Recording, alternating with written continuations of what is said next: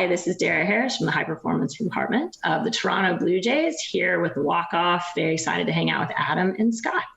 So excited to be joined by today's guest, the Assistant Director of the High Performance Department for the Toronto Blue Jays, Dehra Harris. Welcome to the walk-off. Thanks so much for taking the time. Thank you. Thank you for having me. I'm looking forward to it.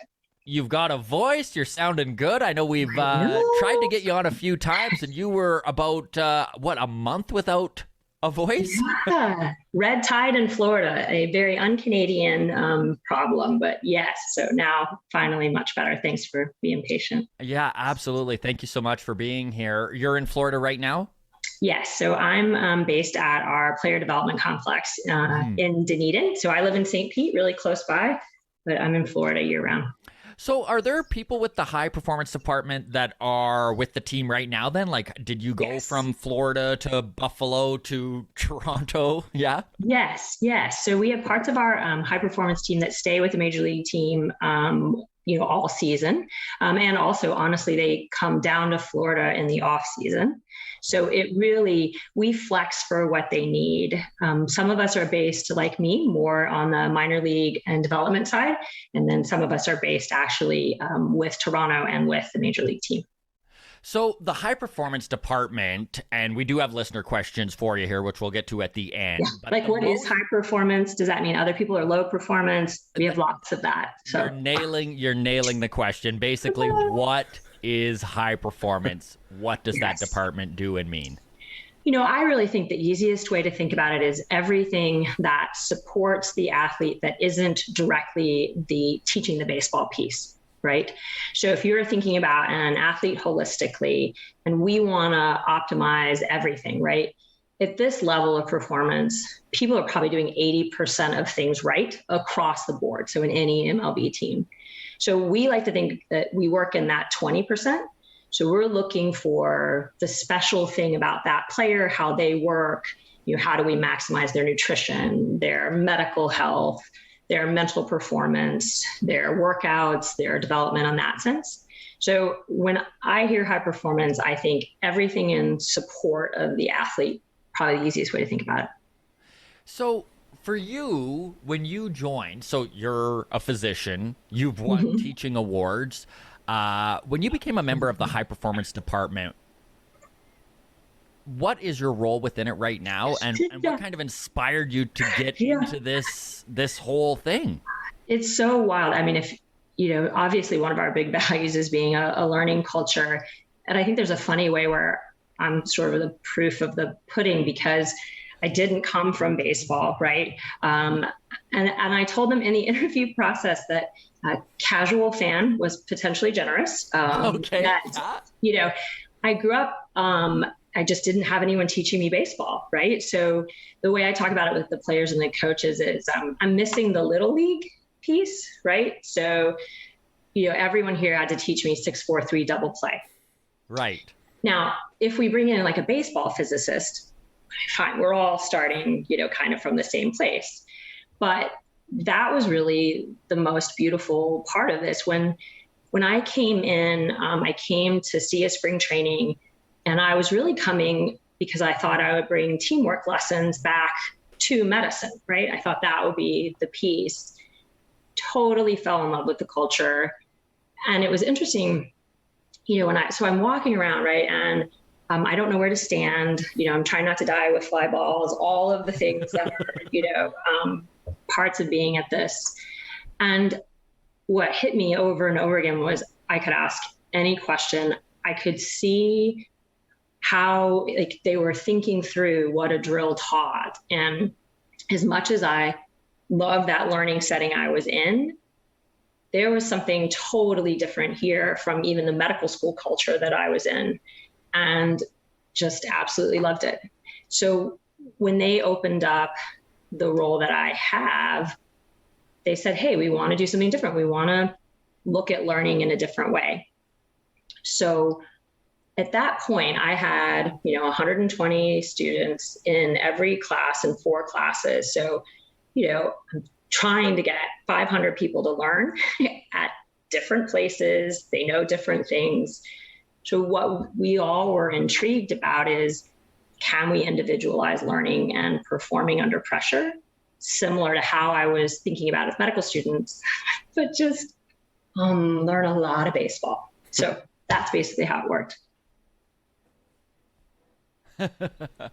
So I'm guessing it's funny. One of the things that kind of stood out to us when we were talking to the mental performance guys, Ben Freakley and Jimmy Van Ostrin, was the collaborative nature of everything within the organization. And it seems like that's kind of something that drew you to it as well, right? Was just how invested everyone is in each other's stuff, right? Like, right.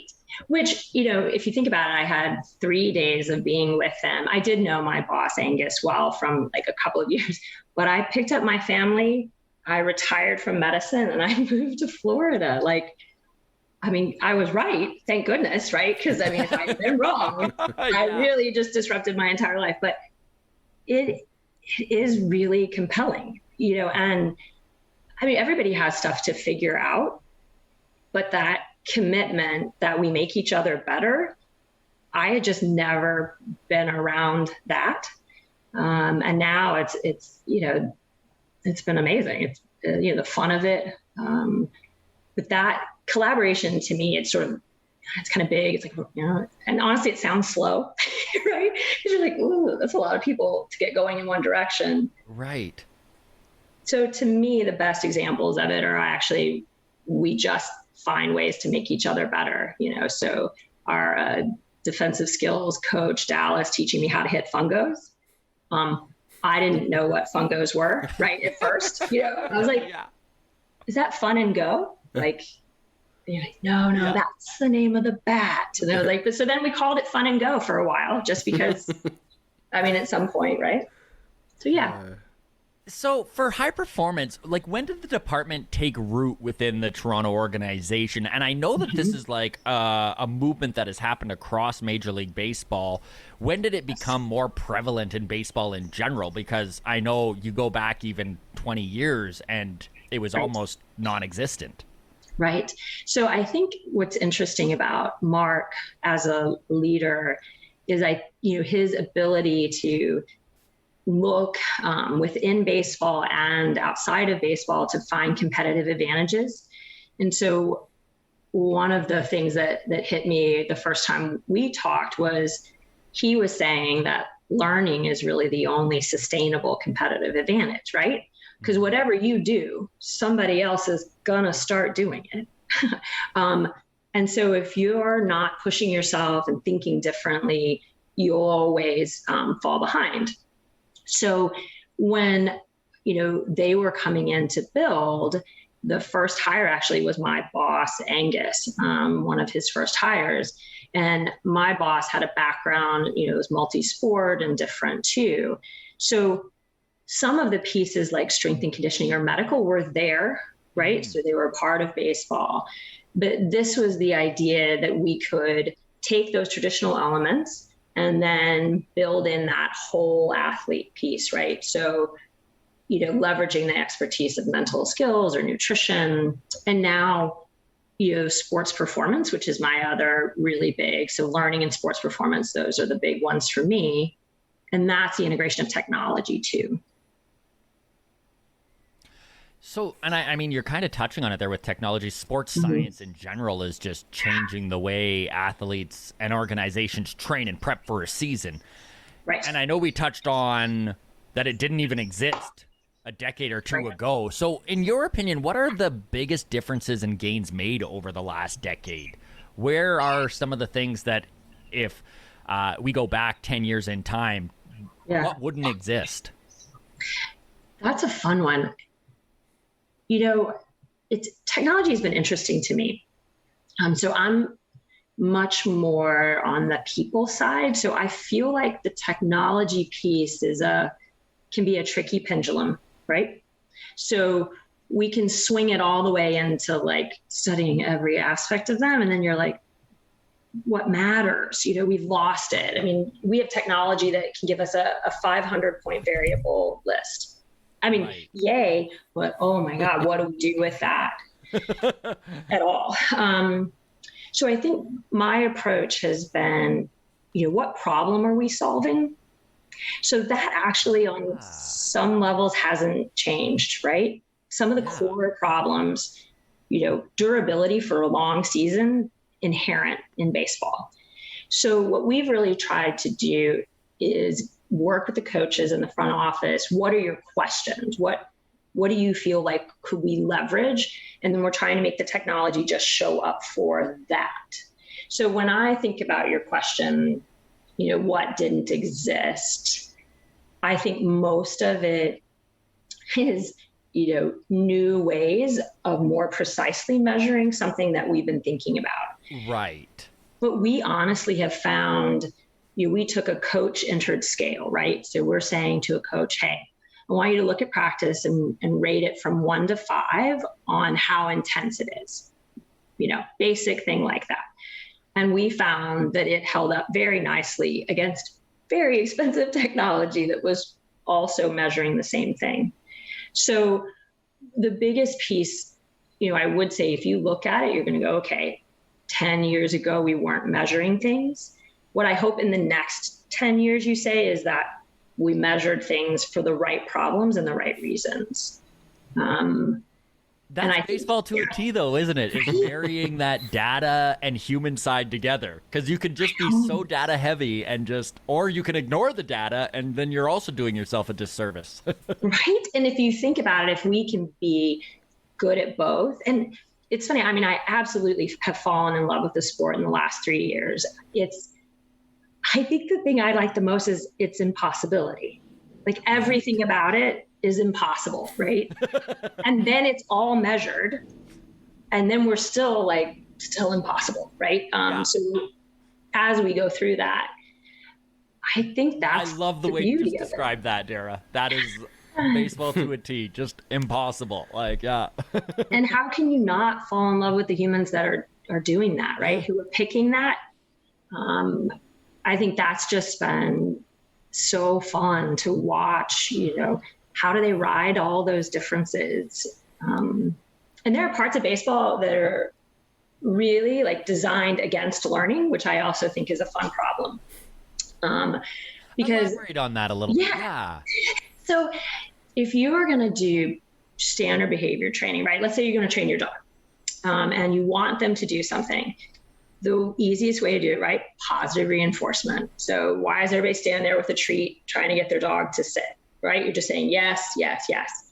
And then, in baseball, hitting the baseball is incredible if it's 3 out of 10. That's not the kind of reinforcement schedule you would use to do a new skill.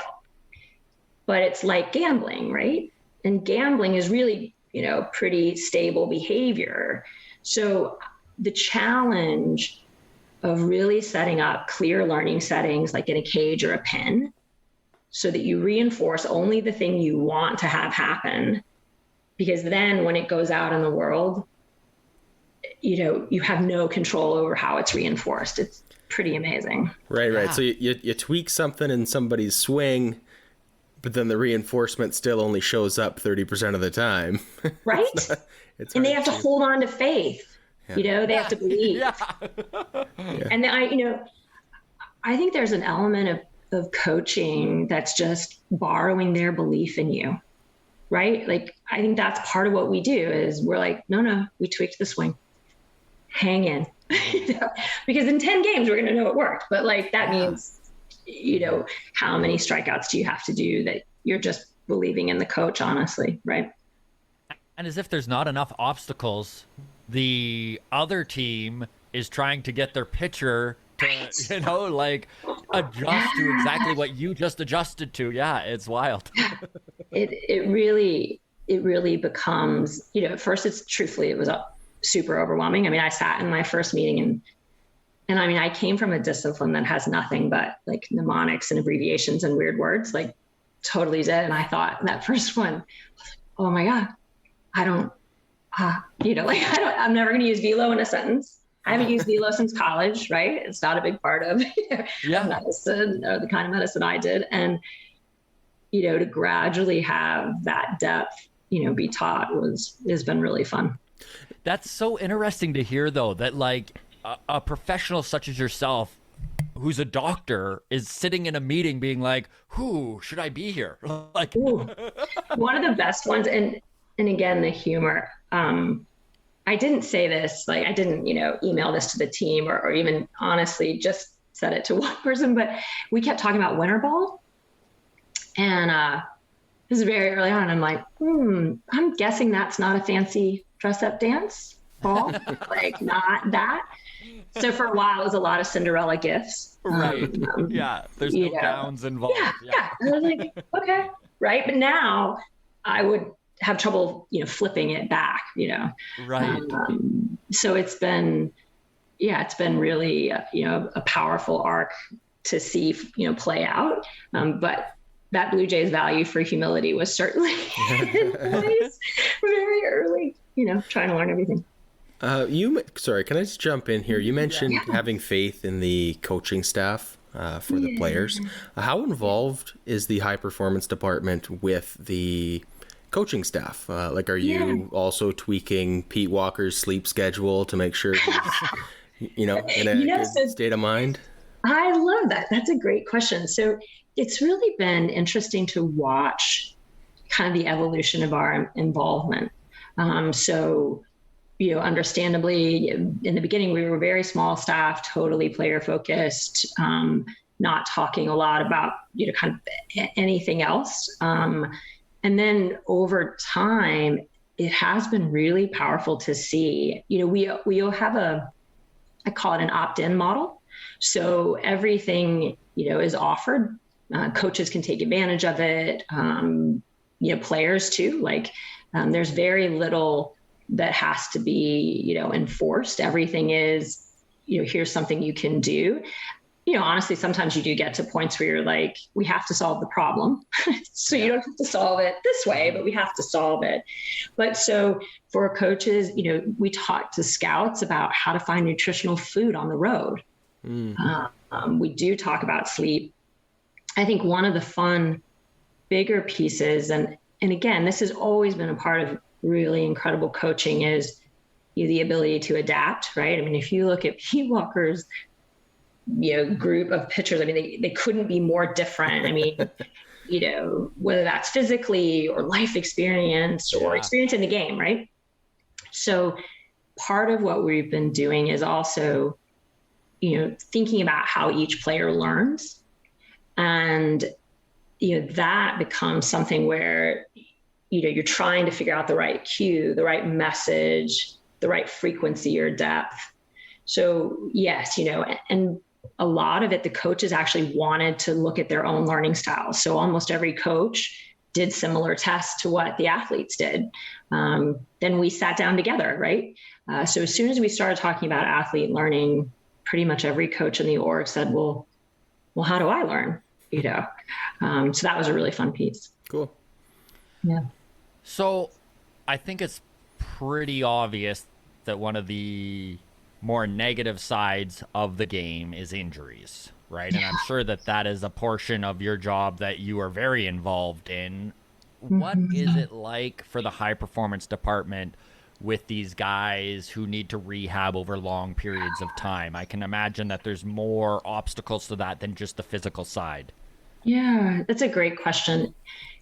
It's really been, so one of the things I find interesting is there are people who will tweet things about, oh, you can't figure out injuries. It's too complex. You can't predict them.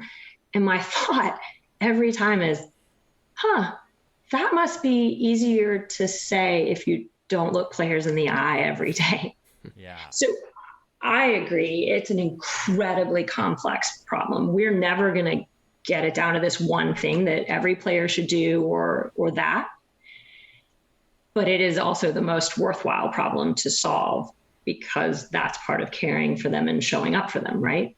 Mm-hmm. So I think what we're trying to do, is to basically understand every player's individual risk, right? So if you play the game and you're a pitcher, you have a certain kind of risk, sort of famously Tommy John's, right? Yeah. But there are other ones. And then position players, it's kind of famously the hamstring, right? But there's a top 50 list of the 50 most common injuries you can have in baseball, and they vary by position and a couple of other factors. So what we're hoping to do is, if we understand the athlete, what their current physical exam is like, do they have limited range of motion? What injuries have they already had? And then what risks do they have just by the position they play? Then we want that to basically be line by line a plan for that athlete, right?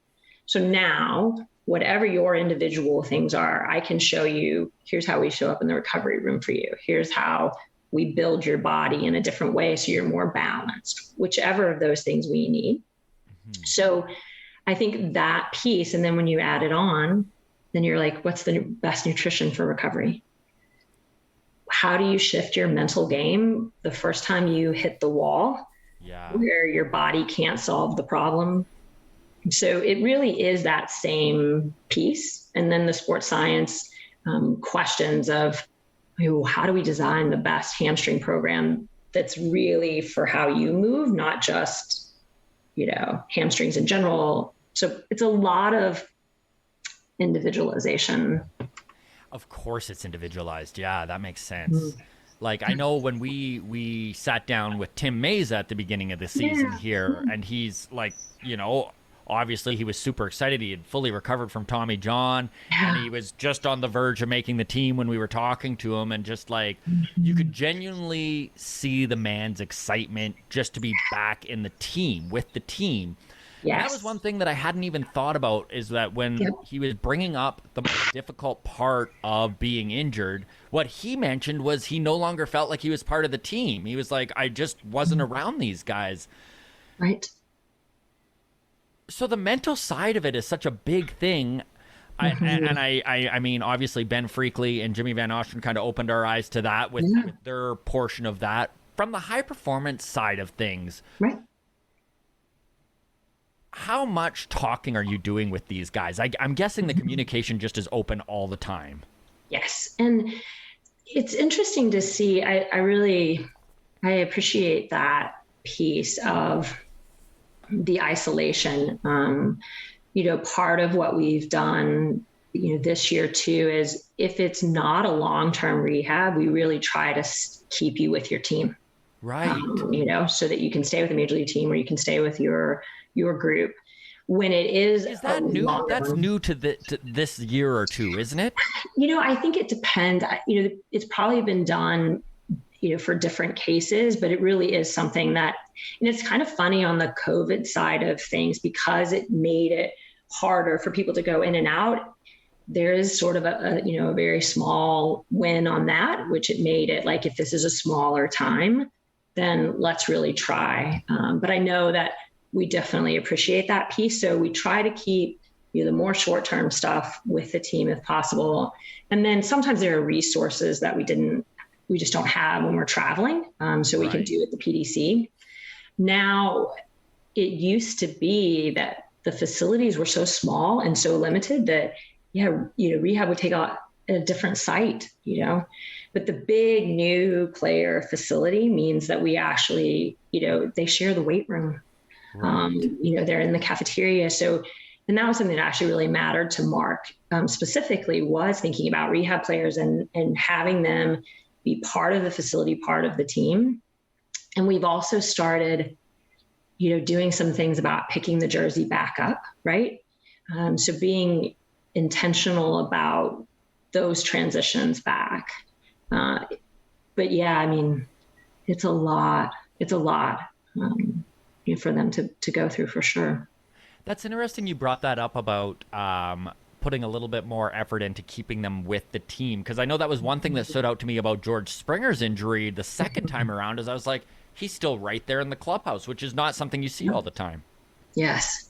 And I think that's been a big benefit for all of us. And, I think it's fun to see the chemistry that happens and to, you said it, like the talking all the time, one of the weirdest parts, I don't know if this is true for you guys with COVID, is that when you go to Zoom and you block everything off in hours, you're losing all that social just what's happening in your life stuff, right? Everything is like, I'm focused, I'm only doing this. So I think sometimes we haven't valued enough just those casual interactions, knowing how someone's day went. Right. And I think hopefully that's something we value way more now. Agreed. And this, you may have just answered this question with that. Yeah. But what has been the biggest obstacle for the high performance department over this pandemic? Because I can imagine there has been many. Yes. It is hard to single it out. I think from a well-being standpoint, it would be the isolation. There certainly were times where we had players in home situations where there's no access to a gym, there's no access to anything. And, players are using tape or paint on the side of their wall to get a target to throw to, or, we found ways of sending equipment to places I didn't even know we could get equipment to. So there were logistical things like trying to get, a treadmill across a border and, like, does it have the right plug? And, the number of kind of unusual settings that we solved was a big part of it. But I think from the human perspective, it truly was, combating that isolation was the hardest piece. You don't have to name any names, but was anybody, like you just mentioned, players taping a little strike zone onto the wall? Is that real? Because the 10-year-old boy in me loves the idea that someone in the Jays organization was doing that, because that just brings me back to my childhood, and I love it. Right? Yeah, no. Luis Quinones, one of our pitchers, was in a location where there were just almost no resources and figured out how to do that. And he was sending video in. And actually, he had been working on a specific pitch in the off season. So when he came in for our fall development league, which is my favorite camp that we do, and we actually put together a swing and miss video to show him the evolution of that pitch, starting from that wall and then moving it, all the way into the games that he was playing then. That's it was so cool. Very cool. Yeah. Really neat. Yeah.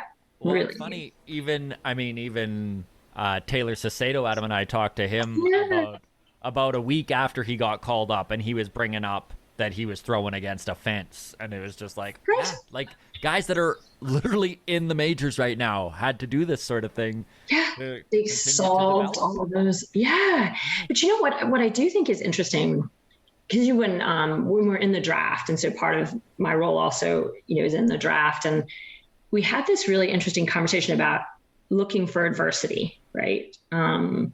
And whether or not, people have had experiences of it. And, I think actually, honestly, the research shows that you can have so much adversity, it's actually a tipping point, right? And you're not able to develop the coping skills that you need to do, right? The adversity just kind of keeps hitting. And then there's this other zone where I think you start to think of yourself as the problem solver. Right. And when you shift from chasing some kind of confirmation, honestly, even your ERA or whatever, but when you just start thinking of yourself as the person who solves problems, then that's a really powerful shift. So there was an element of all of this COVID problem solving that I do think helped some of our players just shift that mindset. And so you're not dependent on Rapsodo. You really can throw against a wall and, make progress if you're solving the right problem. Out of curiosity then, when it comes to the draft, is that something that you're looking for? Is that something you're hunting for? Is guys who have that problem solving ability and kind of... It's a really nice piece. So, we're thinking about how they learn. We're thinking about, it's interesting because I think grit, obviously, and I love the concept, got a lot of discussions. And then when you try to break it down, what does that look like, right? So if we take the big concept, what is it in practice? And I think part of it is, it's continuing to try, right? So you can get incredibly frustrated, you can get overwhelmed, but you dial it back in, and then you keep going, right? So if you're looking at a player who's never had to be frustrated because they were always the best thing everywhere, it just gives you a variable if you don't know how they'll handle it. But it doesn't matter who you are. At some point, baseball breaks you. It just does, right? Like, yeah, right. At some point, no matter how gifted you are physically, the next thing you have to do requires you to shift. So it is really nice if they have made some kind of change and they're, we call it like, you're okay with the suck, right? Because you are going to suck. Yeah. And if you can't handle that, then we're going to be in trouble, right? Because that J curve, we talk a lot about that in learning, that at first you start to get better because it's everything you're thinking about. But now when you start to really work on something, you'll take other parts of your brain offline. Something else isn't going to be as good. And then you're going to get better. And if you don't know how to handle the fact that you're not going to be your major league self for a minute, then that's the gap that I find people have trouble tolerating. And as long as you have good coaching relationships and other stuff, you can fill the gap. Yeah. Small progress, that kind of stuff. But that J curve, it's going to get you every time. It got me, right? I mean, I don't know how to use velo in a sentence. I'm like, what am I going to do? And I just kept having to think like, yeah, I am not performing at the level I want to be. Like, I just have to not give up, right? I love that mental approach. That's yeah, great. because Scott, I'm sure you and I both are familiar with that in comedy, hey? Like Scott and I are both stand-up comedians, so often we gotta step out of our comfort zone, try out a new bit or a new premise, and just recognize that like to fail. Probably gonna bomb the first few times, and that's not a fun experience. But you gotta do it in order to reach that next level, right? So. And I think that comedy is an incredible example of learning. I think we have players, I think, who would benefit a great deal from that, because if you think about it, what you're describing is so interesting. It's people look at perfect performance and they forget the steps, right? And so you have that gap. But what's interesting about when you look at really good people, they throw little things out, learn a lot, do something, right? So then they throw another little bit out. They're not crafting the perfect thing and never, spending months in between trying it. They're doing much more like what you're describing, which is you tell the joke and you go, okay, so I'm going to change that part, right? You just modify. Yeah. I mean, it's probably because both Adam and I are big baseball nerds, but we always sort of relate comedy to baseball because there is such a, and you kind of brought it up at that mentality of you need to fail and then learn and be all right with that. Because in baseball, like even the most successful guys are failing like 70% of the time. Yes. And those are the best guys in baseball, right? Right. That's the top, percent. And I think what's interesting too on that comedy piece as well is that, you're recognizing that everyone else thinks they know how to do it. So I think that's another thing you guys have in common. And we had our newly drafted players in right after. It's so much fun. It's a great time, getting to know them. And we were talking about this magical transition they make where now everyone on the planet is going to tweet about how they should play. So some of them have been dealing with that, right? They're top prospects, but there's a good percentage of them that haven't had everyone know how to play. So, developing your comedic compass, right, of what you think is funny, what you're trying to be. And the same thing for them, right? What's their baseball compass? How should they play?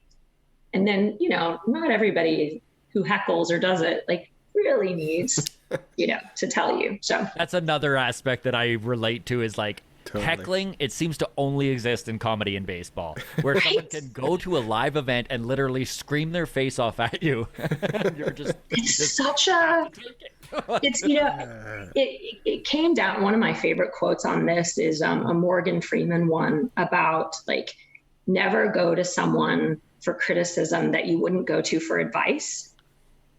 And I add on, right? I add on to buy a car or a new house or a real thing in your life. if they're not the people, like the guy with 7 followers who never played probably doesn't need to tell you how to pitch. Like, it's okay, right? Yeah. He can, but I do think it matters to just, some of it you got to sift through. And if you're not going to for advice, then we don't need them. Adam, did you have something there? No. Nail on the head. That's what that was. Yeah, I love it. All right, Dehra, I know that I do want to get into the new complex there in Dunedin, because I know we were lucky enough to chat with Adam Kloffenstein, and he actually took the time to video the whole complex and kind of sent us a little thing, and it was just so cool. Good job. I'm very curious how much of a say the high performance department had in a lot of this. I'm guessing you were being... It was a great collaboration. Yes. It actually started before I got here. But Mark and Angus had been working on it and had viewed a lot of different facilities. And the best part of it to me is that everything that they're doing, and it'll be fun now, like after a year of having them in it, to touch base with them again. But everything was thought about from like taking a typical day. So, okay, if you're a major league player and you walk from the parking lot, what's the first thing you see? What do you walk through? How do you organize your day? So, if you're coming into the clubhouse and you're taking a shower, and then the food that you need is right here, and the hydration. So you just pick that up and you go into the weight room, right? Everything about those small decisions was thought through. And that's been really amazing to live out. And Mark had us hold back some of the final touches until we lived in it, knowing that it's like, okay, well, we'll want this over here, we'll move through it. So the collaboration spaces, that coaching and HP share. So I think a lot of places, they'd be like, here, over here, separate different parts of the building. And actually, even at the time when we were thinking about where everyone's offices would go, we were making it so that we were together and, solving all of those pieces. So you have traditional spaces, hitting team room, pitching team room, but you also have just big development areas where we're all, together, pivoting because it rained or doing whatever else we need to do. It must be so cool to just watch this all come together from the start to the finish. And I love too how you brought up that you lived in it. You let the problems appear and then solve them to kind of complete it. Very cool. Yes. And it is interesting. Now we have 3 lab spaces, and we're building the 4th, so a dedicated pitching lab, and we're building the hitting lab, and those are biomechanics based. And it's really wonderful to start seeing what we can now do internally that you used to have to send out. Right. And now, what all we can, how we can look at that. It's just been really cool. Biomechanics have sure become a huge part of the game, eh? Yeah. That's another really big one, right? Yeah. I really do think there are some pretty important distinctions. There are definitely people who are thinking about biomechanics, but really focused on developing velo, right? Yeah. And then really the biomechanics field itself is equally concerned about durability, health, repeatability, power. Mm-hmm. So I think it's going to be interesting to see those fields, evolve over time, for sure. I think a great example with that was Tiger Woods, obviously, when he was younger, had such a violent swing that was just not sustainable for his entire career, like on his back and his spine. And he had to go through that same, embrace the suck of, okay, I gotta fix my swing so that I can keep golfing for another 10 years. And I might have to suck and not win any of my, miss out on the Masters this year because I'm learning how to swing again. And isn't it interesting too? I think golf has another parallel in terms of nutrition, fitness, and all of that as well, right? Where, you start to think about, okay, what does make you sustainable and durable? And how do you optimize that? And, truthfully, there's just a ton to learn. I think that piece of nobody's delivery looks the same and nobody's swing does. And so on the back end, how do we really learn what makes something work and not, if it is, look, oh, it works. Okay. Like you do you, but also then finding the places where, we know if you load a joint a certain way, that puts a ton of stress on it. So I think it's a time that's pretty exciting in the field too. Just, we've had probably 50 or more pitchers through, and there are plenty of labs that, haven't even had that number. So what we're trying to learn, will take years for some of it to really be able to put it into play, which is, wonderful, right? It's an incredible challenge. So. The fact baseball is even finally getting to the point where they're like, we need to figure something out about these arm injuries. Like, yeah. I mean, Tommy John, let's face it, it's been an epidemic over the last 10 years. Like, it really is a bit, and I mean, it's probably because humans aren't really supposed to throw 100 miles an hour, but it's an incredibly, pitching is a really complex motion. It was so interesting when I started kind of learning about it, and I'm trying to match it with what I know from medicine, right? So the physical elements of it. And when you just think about what has to fire in sequence for that to occur, and then for hitters, it all has to fire consistently and adjust in that nanosecond, right?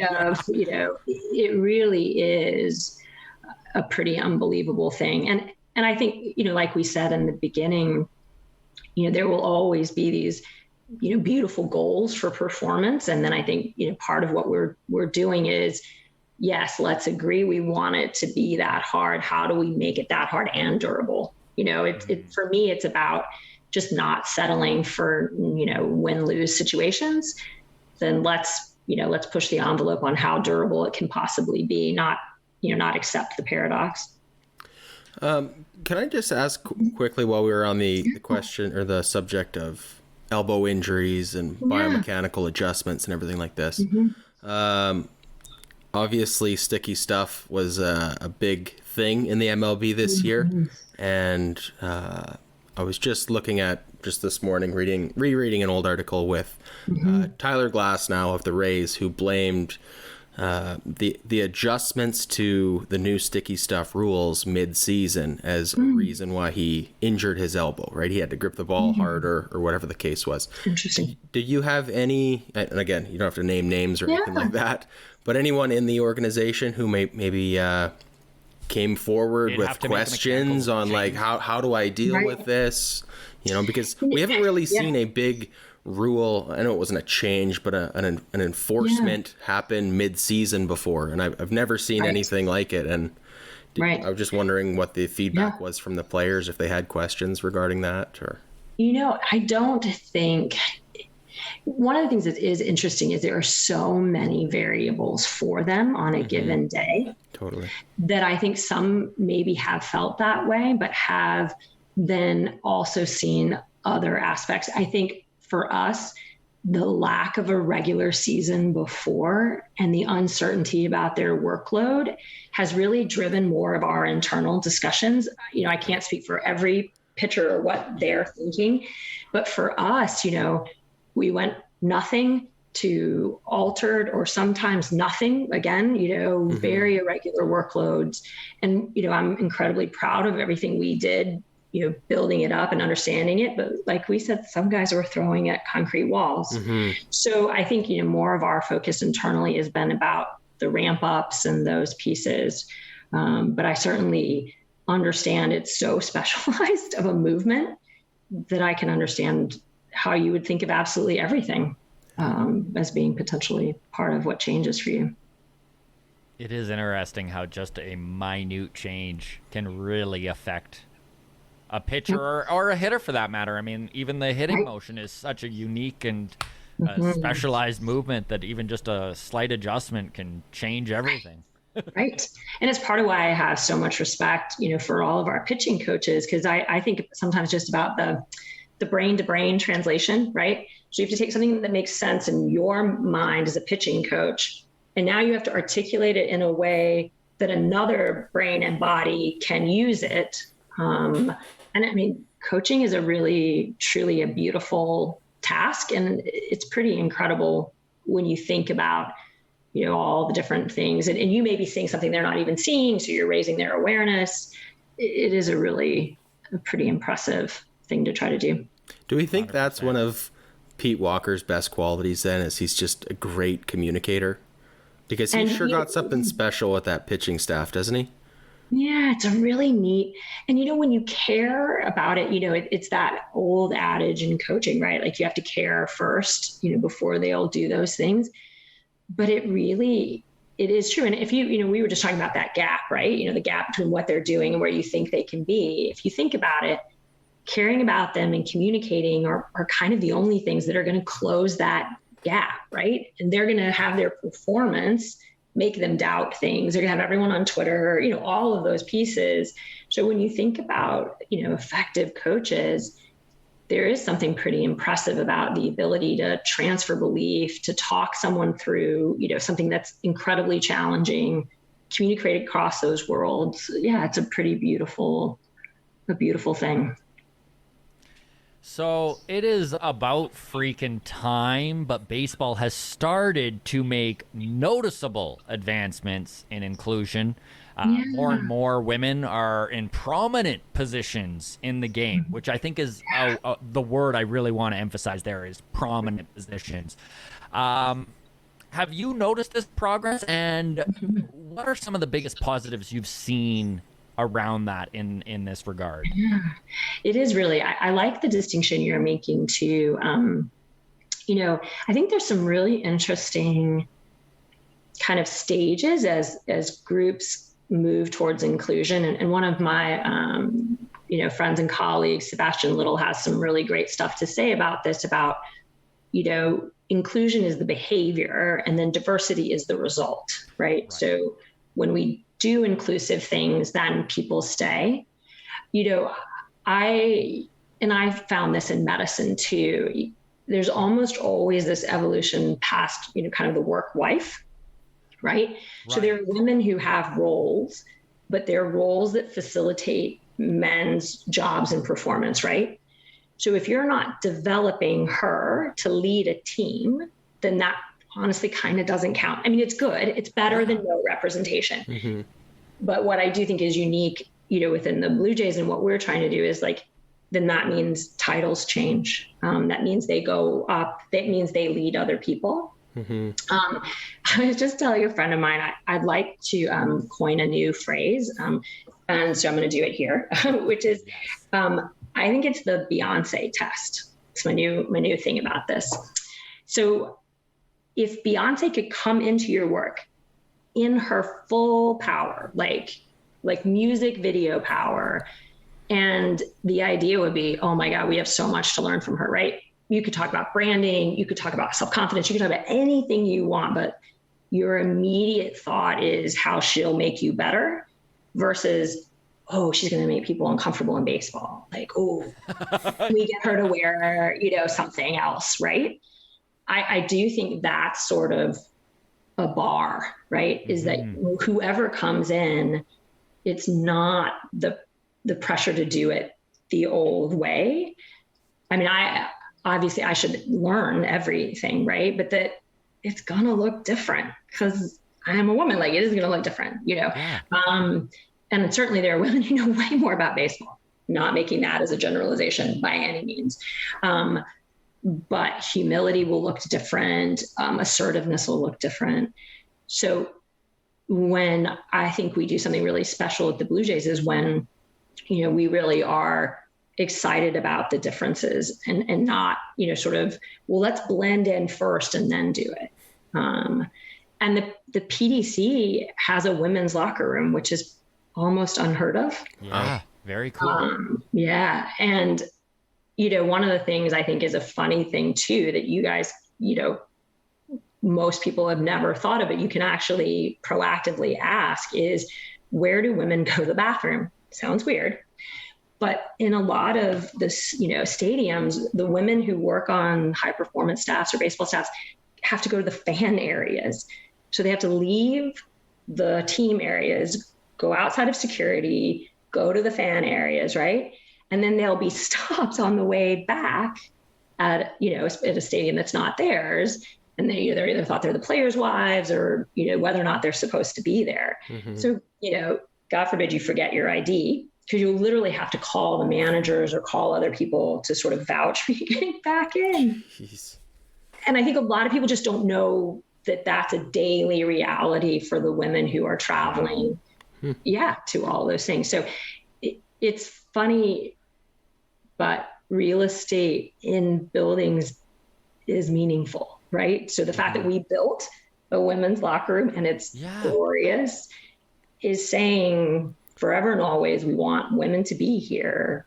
We want them to be, valued and to feel valued. It's a pretty wild thing. What a wonderful, subtle message that is. Yep. Yeah. And you know what? It's not performative, because it's not something that was like a press release and like, hey, look, we're progressive. This is just like something they did because it was the right thing to do, and they aren't doing it for PR. I love that, Dehra. I love it. Right? I love that. That's great. The only thing Mark said to me was we needed to outgrow it.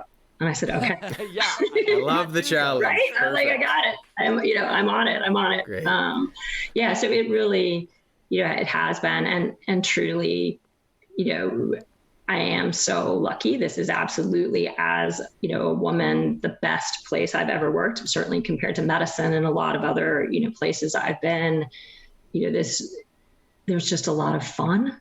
There's the inclusion is natural. It's, definitely feel valued. So I feel really, really lucky. And we've made hard decisions along the way to make that possible. And, I appreciate that for sure. Well, I'm thrilled to hear that. That's actually just a very exciting thing to hear about the organization and team that I'm a fan of. So that's great. Dehra, thank you so much for your time and just sitting down and sharing your knowledge with us. We really appreciate it. Do you have a few more minutes? We've got a couple listener questions here. Absolutely. Yeah. Okay. So fun. So I'm moving this first question up here because it just fits in so well with what we were just talking about. So the first question is from Jenna in Edmonton, and she says, hey, Dehra, super cool you're on the show. I just finished high school and was looking to get into sports science or medicine. Curious about what advice you would give someone who is looking to land a similar role as yours in baseball. I think twofold. One, get a degree that you love, so that you're bringing a certain kind of expertise. So whatever you find the most interesting problems, it's my favorite way to do this. And it's funny because it actually builds from my previous job where I was advising residents, right? So, or medical students, what kind of residency do you want? Right. But on some level, when you pick a career, you're picking what problem you want to solve every day. And there are some that can be very glamorous and can look great, but your day-to-day heart won't be in it. Mm-hmm. So I find that natural curiosity that you have, the things you can't put down, is a much better way. So the good news is there are tons of roads into this, sports science degrees, S&C degrees, medical degrees. You really can pick that first degree based largely on what you're passionate about. And then I would say like early and consistent involvement with baseball in kind of any of the open doors. When we see applicants who've tried different things, you can support local teams, to going out and doing something that's an R&D internship. I'm sure each place that you're looking will have different things, but we certainly like, if you're bringing strong individual expertise and passion for what you bring, and then a diversity of experiences so that you can try several different routes in, would be my advice. Amazing. Thank you for that. Your next question is from Aiden in Halifax, Nova Scotia. So that's the East Coast Maritimes here in Canada. He says, hello, Dehra. I've always wondered, and maybe there isn't an answer to this, but when you see reoccurring injuries with a player like Springer's quad, how much of that is genetics, or is that more wear and tear, or is it just bad luck? Oh gosh, I wish we could answer that, because obviously, right? No, there, what I think it really does speak to kind of the thing we were talking about, which is we just need to be methodical about understanding him. So it will always be multifactorial.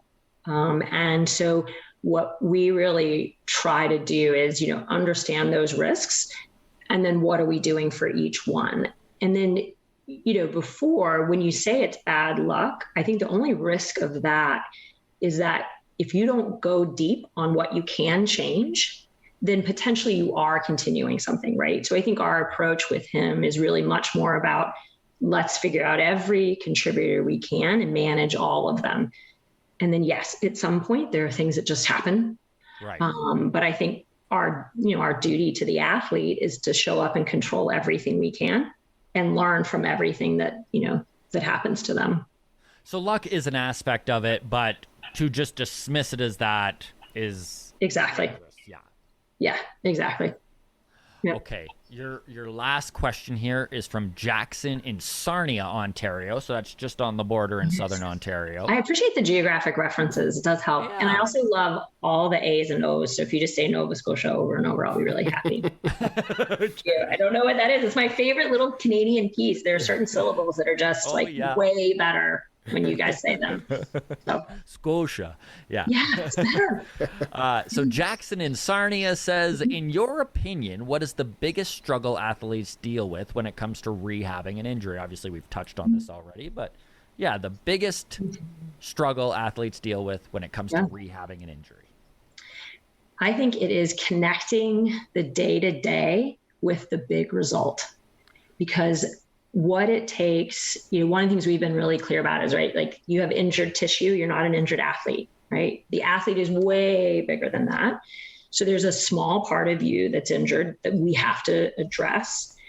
But the kind of, if it's a significant injury, like the tiny little daily steps, and 10 of those and 20 of the other, right? How to build that into the faith and seeing that it'll get better, I just think is incredibly hard, right? So even the other day I was working with one of the pitchers, and, they were doing a wrist exercise, and it's like, well, what do you think that is? And they're like, and it's ball release, right? But you have to connect that tiny little wrist motion that you have to do 20 of every day to ball release, or is it that you're moving this way in order to create it? So I think the hardest part is, in order to show up the way you have to for rehab, it's breaking those tiny little things and then seeing how that repetition will get you back, to where you want to go. Amazing. Thank you so much, Dehra, for all your time. We really appreciate it. Thank you, guys. This has been really fun. I really appreciate it.